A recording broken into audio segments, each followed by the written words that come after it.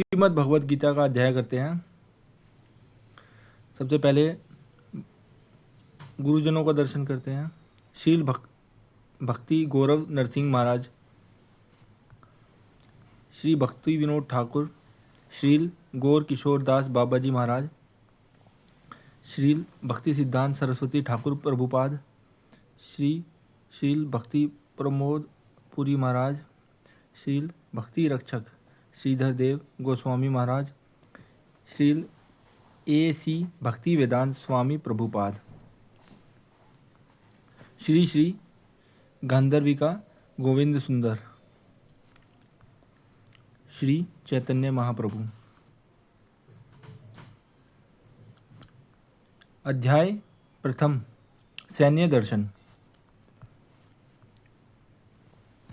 महाराज धृतराष्ट्र ने कहा, हे संजय, धर्म क्षेत्र कुरुक्षेत्र में बड़े उत्साह के साथ युद्ध के लिए एकत्रित होकर मेरे तथा पांडु के पुत्रों ने क्या किया? संजय ने उत्तर दिया, हे महाराज, पांडव सेना की व्यूह रचना को परखकर आपके पुत्र दुर्योधन अपने गुरु द्रोणाचार्य के निकट गए हैं और कहते हैं, हे महान आचार्य, उस ओर देखिए, आपके मेधावी शिष्य द्रुपद पुत्र धृष्टद्युम्न द्वारा संगठित महान पांडव सेना की व्यूह रचना को। उन पंक्तियों में युद्ध में भीम तथा महान धनुर्धर अर्जुन के समान सात्विकी, विराट और महारथी द्रुपद जैसे योद्धा उपस्थित हैं।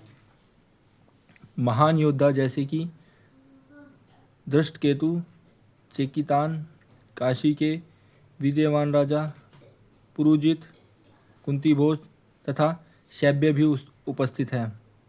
शौर्यवान युद्धामन्यु, साहसी उत्तम मोजस, सुभद्रा पुत्र अभिमन्यु एवं द्रौपदी के पुत्र निसंदेह महारथी हैं।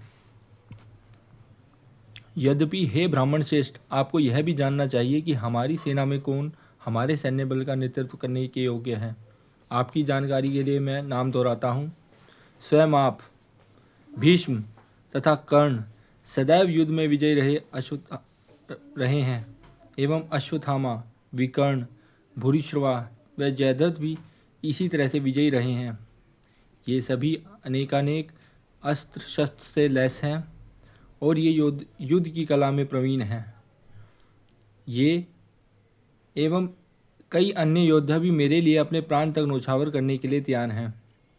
भीष्म के पराक्रम द्वारा संरक्षित हमारा सैन्य बल असीमित है। दूसरी ओर भीम द्वारा संरक्षित विपक्ष का सैन्य बल सीमित है। आपको किसी भी कीमत पर सभी सामरिक बिंदुओं में भीष्म की सहायता एवं उनको संरक्षण प्रदान करना है।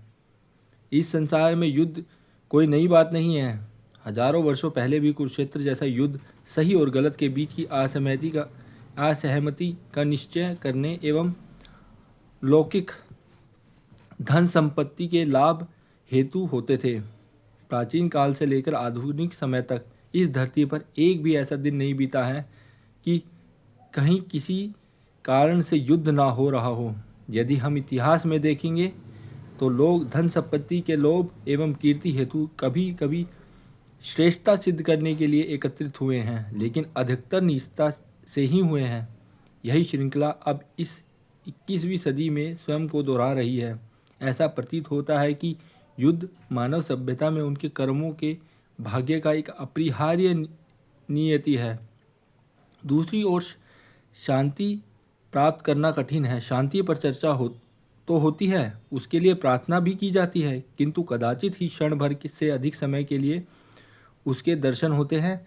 सभी का अधिकतम जीवन काल भले ही वह कितने ही सरल क्यों ना हो, या तो सामाजिक या राजनीतिक या आर्थिक या मानसिक या शारीरिक अस्तित्व को बनाए रखने के संघर्ष में ही कट जाता है।